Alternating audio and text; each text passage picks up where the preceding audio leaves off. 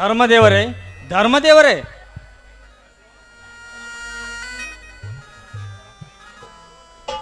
ಓಹೋ, ನನ್ನ ಕ್ಲಾಸ್ಮೇಟ್ ಸುಮಂತ. ಬಾ ಸುಮಂತ, ಉಳಿತುಕೋ. ಇರಲಿ ಶಿವರಾಮ, ನೀನೇಕೆ ಈ ಮನೆಯಲ್ಲಿರುವೆ? ಸುಮಂತ, ಮನೆಯವರ ಮನೆಯಲ್ಲಿರದೆ ಮತ್ತೆಲ್ಲಿರಬಹುದು? ಅಂದರೆ ಇದು ನಿನ್ನ ಮನೆ. ಹಾಗಾದರೆ ಆ ಧರ್ಮದೇವರು? ಧರ್ಮದೇವರು ನಮ್ಮ ಅಣ್ಣ. ಇರಲಿ, ನಮ್ಮ ಅಣ್ಣನನ್ನು ಕೇಳಿಕೊಂಡ ಬಂದ ಕೆಲಸವೇನು ಸುಮಂತ? ಯಾಕೆ ಸುಮಂತ ಮೂಕನಾಗಿ ನಿಂತು ಬಿಟ್ಟೆ? ಯಾವ ಬಾಯಿಂದ ಹೇಳಲಿ ಶಿವರಾಮ ಈ ನನ್ನ ಮನದ ಸಂಕಟದ ಸಂತಾಪವನ್ನು? ಮನುಷ್ಯನಾಗಿ ಹುಟ್ಟಿದ ಮೇಲೆ ಸುಖ ದುಃಖಗಳು ಬರುವುದು ಸಹಜ. ಅವುಗಳನ್ನು ಎದುರಿಸಿ ಬದುಕುವುದು ಮಾನವರಾದ ನಮ್ಮ ಧರ್ಮ. ಯಾವುದು ಧರ್ಮವೋ ಯಾವುದು ಕರ್ಮವೋ ನನಗೊಂದು ತಿಳಿಯದಾಗಿದೆ ಶಿವರಾಮ, ನನಗೊಂದು ತಿಳಿಯದಾಗಿದೆ. ಯಾಕೆಂದರೆ ನನ್ನ ಹೆತ್ತ ತಾಯಿ ತನ್ನ ಕೊನೆ ಉಸಿರೆಳೆಯುವಾಗ ಅವಳಿ ಜವಳಿ 2 ಹೆಣ್ಣು ಮಕ್ಕಳಿಗೆ ಜನ್ಮ ನೀಡಿ ಆ ಕಂದಮ್ಮಗಳನ್ನು ನನ್ನ ಉಡಿಯಲ್ಲಿ ಹಾಕಿ ಎಷ್ಟೇ ಕಷ್ಟ ಬಂದರೂ ಕೂಡ ಈ ನಿನ್ನ ತಂಗಿಯರ ಓದು ನಿಲ್ಲಿಸಬೇಡ. ಅವರಿಬ್ಬರನ್ನು ಚೆನ್ನಾಗಿ ಓದಿಸಿ ಒಂದು ಒಳ್ಳೆಯ ಮನೆತನಕ್ಕೆ ಕೊಟ್ಟು ಮದುವೆ ಮಾಡಿಕೊಡು ಎಂದು ನನ್ನಿಂದ ಭಾಷೆ ತೆಗೆದುಕೊಂಡು ಸ್ವರ್ಗ ಸೇರಿದಳಪ್ಪ ನನ್ನ ತಾಯಿ. ಅಲ್ಲಿಂದ ಇಲ್ಲಿಯವರೆಗೂ ಅವರಿಬ್ಬರನ್ನು ಸಾಕಿ ಸಲಹುವ ಭಾರ ನನ್ನದಾಗಿದೆ ಶಿವರಾಮ, ನನ್ನದಾಗಿದೆ.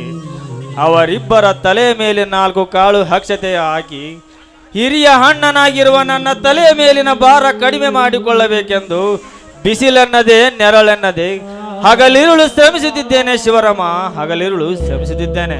ನೋಡು ಸುಮಂತ, ಹುಟ್ಟಿಸಿದ ದೇವರು ಯಾರನ್ನು ಹುಲ್ಲನ್ನು ತಿನ್ನಿಸಲಾರ, ಎಲ್ಲರನ್ನು ಕಾಪಾಡುವವನು ಮೇಲಿದ್ದಾನೆ. ಅದಕ್ಕೇಕೆ ಚಿಂತಿಸುತ್ತಿರುವೆ? ಇರಲಿ, ಈಗ ನಿಮ್ಮ ತಂಗಿಯರು ಏನು ಮಾಡಿಕೊಂಡಿದ್ದಾರೆ? ಮೊದಲನೆಯವಳು ಸುಮಂಗಲ ಓದು ಮುಗಿಸಿಕೊಂಡು ಮನೆಯಲ್ಲಿ ಮನೆಗೆಲಸ ಮಾಡಿಕೊಂಡಿದ್ದಾಳೆ. ಇನ್ನು ಎರಡನೇದವಳು ಸನ್ನಿಧಿ, ಇನ್ನು ಸಿಟಿಯಲ್ಲಿ ಡಿಗ್ರಿ ಓದುತ್ತಿದ್ದಾಳೆ. ಬಡತನದ ಭೂತಕ್ಕೆ ಸಿಲುಕಿ ಬೆಂದು ಬೆಂಡಾದರೂ ತಂಗಿಯರ ಸುಖ ಸಂತೋಷಕ್ಕಾಗಿ ನಿನ್ನ ಜೀವನವನ್ನೇ ಮುಡುಪಾಗಿಟ್ಟ ಕರುಣಾಮಯಿ ಸುಮಂತ, ನೀನು ಕರುಣಾಮಯಿ. ನಿನ್ನನ್ನು ನನ್ನ ಸ್ನೇಹಿತನೆಂದು ಹೇಳಿಕೊಳ್ಳಲಿಕ್ಕೆ ಈ ಶಿವರಾಮನಿಗೆ ತುಂಬ ಹೆಮ್ಮೆಯಾಗುತ್ತದೆ. ಶಿವರಾಮ, ನಿನ್ನಂತಹ ಒಳ್ಳೆಯ ಸ್ನೇಹಿತ ನನಗೆ ಸಿಕ್ಕದ್ದು ನನ್ನ ಪೂರ್ವ ಜನ್ಮದ ಪುಣ್ಯ ಶಿವರಾಮ, ನನ್ನ ಪೂರ್ವ ಜನ್ಮದ ಪುಣ್ಯ. ಇರಲಿ ಸುಮಂತ, ನಮ್ಮ ಅಣ್ಣನ ಕಡೆವೇನಾದರೂ ಕೆಲಸವಿತ್ತೆ? ಏನು ಇಲ್ಲ ಶಿವರಾಮ, ಮೊನ್ನೆ ನಿಮ್ಮಣ್ಣ ಧರ್ಮದೇವರು ದೇವಸ್ಥಾನದಲ್ಲಿ ಭೇಟಿಯಾಗಿ ಓದು ಮುಗಿಸಿ ಮನೆಯಲ್ಲಿ ಕುಳಿತ ನನ್ನ ಮೊದಲನೇ ತಂಗಿ ಸುಮಂಗಲಳಿಗೆ ಪಕ್ಕದ ಊರಾದ ಕಲಕಮಂಡಿ ಗ್ರಾಮದಲ್ಲಿ ಒಬ್ಬ ವರನಿದ್ದಾನೆ, ನಿನ್ನ ತಂಗಿಯರ ಫೋಟೋ ತಂದುಕೊಡು, ವರನಿಗೂ ಹಾಗೂ ವರನ ಮನೆಯವರಿಗೂ ತೋರಿಸಿ ಅವರ ಅಭಿಪ್ರಾಯವನ್ನು ನನಗೆ ತಿಳಿಸುತ್ತೇನೆಂದು ಹೇಳಿದರು. ಆದ ಕಾರಣ ನನ್ನ ತಂಗಿಯರ ಫೋಟೋ ಕೊಟ್ಟು ಹೋಗಬೇಕೆಂದು ಈ ನಿಮ್ಮ ಮನೆಗೆ ಬಂದಿದ್ದೇನೆ ಶಿವರಾಮ. ನೋಡು ಸುಮಂತ, ನಾನೊಂದು ಸಾರಿ ನಿಮ್ಮ ತಂಗಿಯರ ಫೋಟೋ ನೋಡಬಹುದೇ? ಓ, ಧಾರಾಳವಾಗಿ ನೋಡಬಹುದು ಶಿವರಾಮ್, ಅದಕ್ಕೇನಂತೆ, ತೆಗೆದುಕೋ. ಇದು ನನ್ನ ಮೊದಲನೇ ತಂಗಿ ಸುಮಂಗಳಲ ಫೋಟೋ. ಇನ್ನು ಇದು ನನ್ನ ಎರಡನೇ ತಂಗಿ ಸನ್ನಿಧಿಯ ಫೋಟೋ. ಪರವಾಗಿಲ್ಲ ಸುಮಂತ, ನಿನ್ನ ತಂಗಿಯರು ತುಂಬ ಚೆನ್ನಾಗಿದ್ದಾರೆ. ನೋಡು ಸುಮಂತ, ಇನ್ನು ಮುಂದೆ ನೀನು ನಿಮ್ಮ ತಂಗಿಯರ ಮದುವೆ ಬಗ್ಗೆ ಚಿಂತಿಸಬೇಡ. ನಿನ್ನ ಮೊದಲನೇ ತಂಗಿ ಸುಮಂಗಳ ಮದುವೆ ಐತೆಂದು ತಿಳಿದುಕೋ. ಏನು ಮಾತನಾಡುತ್ತಿರುವ ಶಿವರಾಮ? ನಿಜವನ್ನೇ ಮಾತನಾಡ್ತಾ ಇದ್ದೀನಿ ಸುಮಂತ. ಅಂಗೈಯಲ್ಲಿ ಬೆಣ್ಣೆ ಇರುವಾಗ ತುಪ್ಪಕ್ಕೆ ನೆರೆಮನೆಯವರನ್ನು ಕೇಳುವುದು ಸರಿಯಲ್ಲ. ಅಂದರೆ ನಿನ್ನ ಮಾತಿನ ಅರ್ಥವೇನು ಶಿವರಾಮ? ಹಂತದ ಹರಗಿಣಿಯಂತಿರುವ ಈ ಸುಮಂತನ ತಂಗಿ ಸುಮಂಗಳ ನಮ್ಮ ಅಣ್ಣನ ಧರ್ಮದೇವನ ಮಡದಿಯಾಗಿ ಬಂದರೆ ಈ ನಮ್ಮ ಮನೆ ನಂದ ಗೋಕುಲವಾಗುವುದರಲ್ಲಿ ಸಂದೇಹವೇ ಇಲ್ಲ. ಹೇಗಾದರೂ ಮಾಡಿ ಈ ಸುಮಂತನ ತಂಗಿ ಸುಮಂಗಳನ್ನು ನಮ್ಮ ಅಣ್ಣ ಧರ್ಮದೇವನಿಗೆ ತೆಗೆದುಕೊಳ್ಳಲೇಬೇಕು. ಈಗಲೇ ಈ ವಿಷಯವನ್ನು ನಮ್ಮ ಅಣ್ಣನ ಜೊತೆ ಮಾತನಾಡಿ ಆ ನಂತರ ತಿಳಿಸಿದರಾಯಿತು.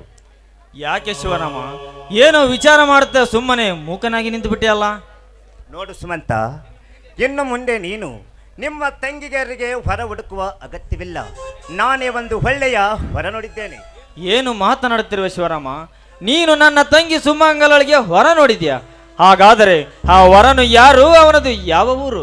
ನಿಮ್ಮ ತಂಗಿಯ ಕೈಡಿವು ಹೊರನ ಊರು ಇದೇ ನಮ್ಮ ಊರೇ. ಆದರೆ ಅವನ್ ಯಾರು, ಅವನ ಹೆಸರು ಏನೆಂದು ಈಗಲೇ ಹೇಳುವುದಿಲ್ಲ. ನಾಳೆ ಶ್ರಾವಣ ಸೋಮವಾರ ಒಳ್ಳೆಯ ಮುಹೂರ್ತವಿದೆಯಂತೆ. ನಿಮ್ಮ ತಂಗಿಯನ್ನು ಕರೆದುಕೊಂಡು ನಮ್ಮ ಮನೆಗೆ ಬಾ. ಆಗ ಗೊತ್ತಾಗುತ್ತದೆ ನಿಮ್ಮ ತಂಗಿಯ ಕೈಡಿಯುವ ಯಾರೆಂದು. ಸ್ನೇಹಿತನಾದ ನಿನ್ನ ಮಾತು ಮೀರಲು ಸಾಧ್ಯವೇ ಶಿವರಾಮ? ನೀನು ಹೇಳಿದ ಹಾಗೆ ನಾಳೆ ಶ್ರಾವಣ ಸೋಮವಾರದಂದು ನನ್ನ ತಂಗಿಯನ್ನು ಕರೆದುಕೊಂಡು ಈ ನಿಮ್ಮ ಮನೆಗೆ ಬರ್ತೇನೆ. ಹಾಗಾದರೆ ನಾನಿನ್ನು ಬರ್ತೇನೆ ಶಿವರಾಮ. ಆಯ್ತು ಸುಮಂತ, ಹೋಗಿ ಬಾ.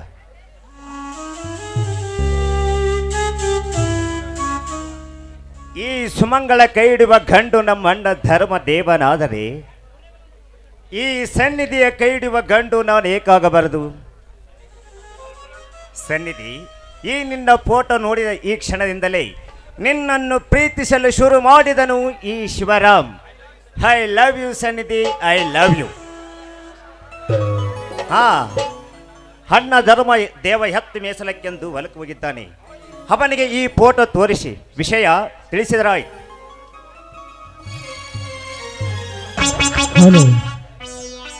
ಅರಮನೆಯ ಮಹಡಿಯ ಮೇಲೆ ಕುಳಿತ ಬಿಳಿ ಬಟ್ಟೆಯ ಜುಬ್ಬಾದಾರಿ ಯಾರು ಗೊತ್ತೇ? ಆರಂಭದಲ್ಲಿ ಇವನು ಸಾಧಾರಣ ವ್ಯಕ್ತಿ, ಎಷ್ಟು ಸರಳವೋ ಅಷ್ಟೇ ಸತ್ಯ.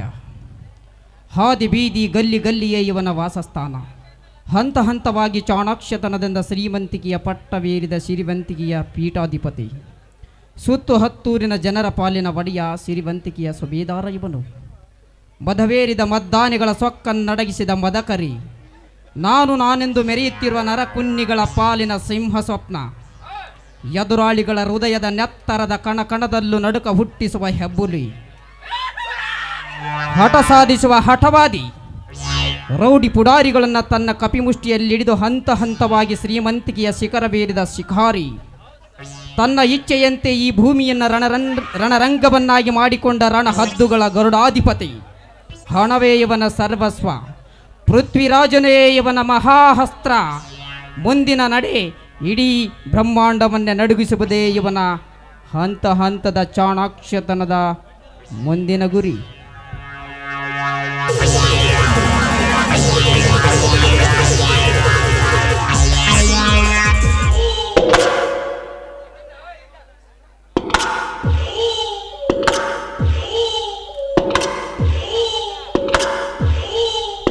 ಹಠ ಹಠ ಹಠ ಹಠ ಹಠ ಬಾಬಿ ಘಟ ಘಟ ಘಟ ಘಟ ಘಟ ಶರುತ.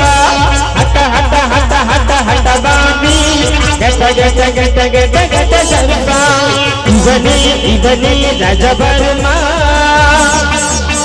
ಇವನೇ ರಜವರ್ಮ. ಧೀರಗಳು ವಿವಶೂರಗಳು, ಧೀರಗಳು ವಿವಶೂರಗಳು. ರಜವರ್ಮ ರಜವರ್ಮ.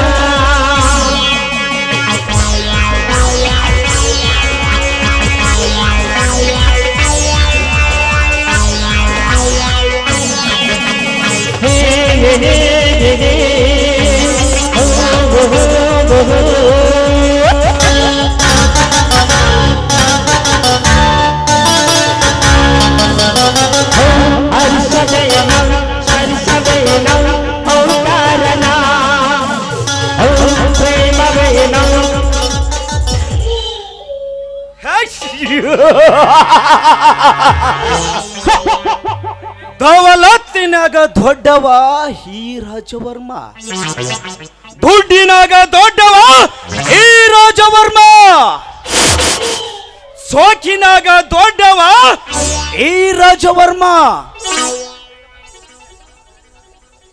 ಈ ರಾಜವನ್ನೇ ಮುಚ್ಚಲಿಟ್ಟುಕೊಂಡು ಹುಟ್ಟಿದವನೇ ಈ ರಾಜವರ್ಮ.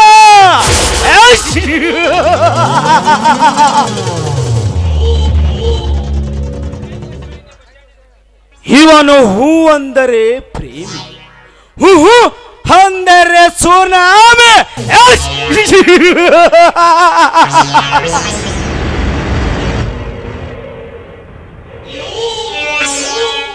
ಒಮ್ಮೆ ಸುನಾಮಿ ಭಬ್ಬರಿಸಿದರೆ ಎದುರಾಳಿಗೆ ಹೆಣ ಬೀಳುವುದು ಈ ರಾಜವರ್ಮನ ಪಾದದ ಅಡಿಯಲ್ಲಿ.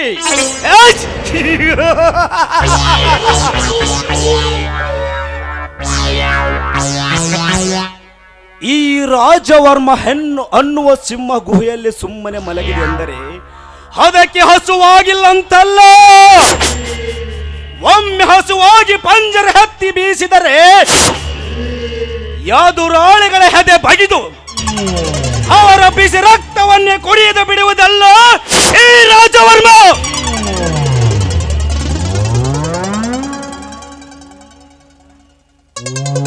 ತೋಳಲ್ಲಿ ತಾಕತ್ತಿದೆ ಅಂತ ತಕರಾರು ಮಾಡಲ್ಲ, ಎದೆಯಲ್ಲಿ ನಿಯತ್ತಿದೆ ಅಂತ ಗುಲಾಮನಾಗಿ ಇರಲ್ಲ. ಗೂಳಿ ಸೈಲಾಂಡ್ ಅಂತ ಗಾಂಚಾಲಿ ಮಾಡಕ್ ಬಂದ್ರೆ ಗುದ್ದು ಹೇಟೆ ಗೂಗಲ್ ಅಲ್ಲಿ ಹುಡುಕಿದ್ರು ಟ್ರೀಟ್ಮೆಂಟ್ ಸಿಗಲ್ಲ.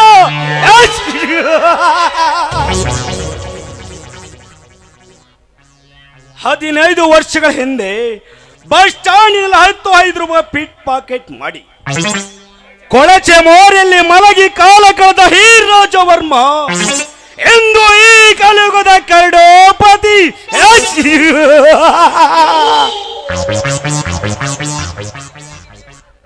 ನನ್ನನ್ನು ಕೆಣಕಿ ಬದುಕುವ ಕುನ್ನಿ ಪುಂಡ ಪುರುಷರ ಗಂಡಿನ ಆಗಿರಲಿ, ಸಿಂಹದ ಸಿಡಿಲು ಮರಿನೇ ಆಗಿರಲಿ, ಒಟ್ಟಿನಲ್ಲಿ ಈ ಬ್ರಹ್ಮಾಂಡದಲ್ಲಿ ಯಾರಾಗಿರಲಿ, ಕಣ್ಣು ಮಿಟಕಿಸಿ ಹೊರಳನ್ನು ನೋಡುವ ಗಂಡು ಸುತ್ತು 25 ಹುಟ್ಟಿಲ್ಲ, ಹುಟ್ಟುವುದೂ ಇಲ್ಲ. ಒಂದು ವೇಳೆ ಹುಟ್ಟಿದ್ದೇ ನಿಜವಾದರೆ ಹಾರಾಡುವ ಹದ್ದಾಗಿ, ಹೋರಾಡುವ ಹುಲಿಯಾಗಿ ಅವರ ಬಿಸಿ ನೆತ್ತರವನ್ನೇ ಕುಡಿಯದೆ ಬಿಡುವುದಿಲ್ಲ ಈ ಜಲದಂಕ ಮಲ್ಲ ರಾಜವರ್ಮ.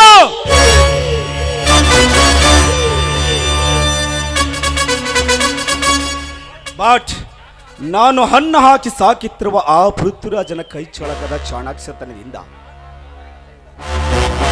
ನಾ ಹಂತವಾಗಿ ಶ್ರೀಮಂತಿಗೆ ಶಿಖರದ ಮೇಲೆ ಶಿಖರ ಆಗಿ ಮೆರೆಯುತ್ತಿರುವುದು, ಕೊರಗಿಗೆ ಕಂಕಣ ಕಟ್ಟಿ ಹೋರಾಟಕ್ಕೆ ವಿಳಂಬ ಕೊಟ್ಟು ರೌಡಿಗಳನ್ನು ಮಟ್ಟ ಹಾಕಲು ಯುದ್ಧ ಭೂಮಿಯ ರಣರಂಗದಲ್ಲಿ ಕಣಕ್ಕಿಳಿದರೆ ಸಾವಿರಾರು ಗುಂಡಿನ ಸುರಿಮಳೆ ಸುರಿದರು ಹುಲಿಯಂತೆ ಜಿಗಿದು ಹದ್ದಿನಂತೆ ಹಾರಿ ಮಿಂಚಿನಂತೆ ಕಣ್ಮರಿ ಆಗಿ ಬರುವವನು ನಿಜವಾಗಿ ಸೂರತನ ವಂಶದಲ್ಲಿ ಹುಟ್ಟಿದ ಪುಂಡ ಪುರುಷರ ಗಂಡ ರಾಜೌಲಿನೇ ನಿಜ. ಪೃಥ್ವಿರಾಜ್, ನೀನ್ ಎಷ್ಟೇ ಹಂತಕ್ಕೆ ಹೋದರು ಅದಕ್ಕಿಂತ ಒಂದು ಹೆಜ್ಜೆ ಈ ರಾಜವರ್ಮ ಇರ್ತಾರೆ. ನಿನ್ನನ್ನು ನನ್ನ ಅಸ್ತ್ರವಾಗಿ ಉಪಯೋಗಿಸಿ ನನ್ನೆಲ್ಲ ಕೆಲಸ ಕಾರ್ಯಗಳನ್ನು ಸಾಧಿಸಿಕೊಂಡು ನಂತರ ನಿನ್ನ ಮೋಸದ ಪಾಶವಾಗಿ ಕೊನೆಗೆ ನಾನೇ ನಿನ್ನನ್ನು ಮರ್ಡರ್ ಮಾಡಿ ನಿನಗೆ ನರಕದ ದಾರಿ ತೋರಿಸದಿದ್ದರೆ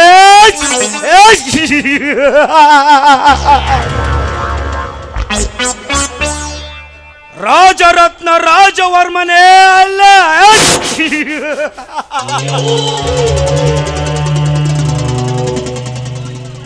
ಓಹೋ, ಇಂದು ತಾರೀಕು 23.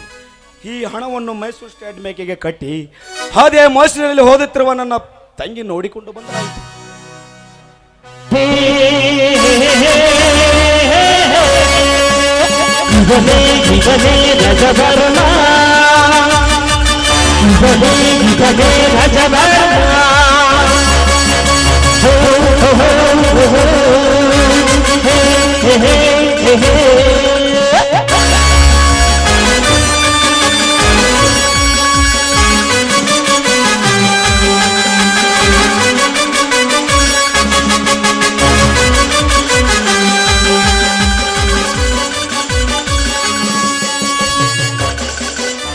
चलते उसके हाथ कहता है, मुझे उसको रोक कहता है. राजवर्मा देखला तू 100 वोट डन डन कहता है. ಶ್ರೀರಂಗನು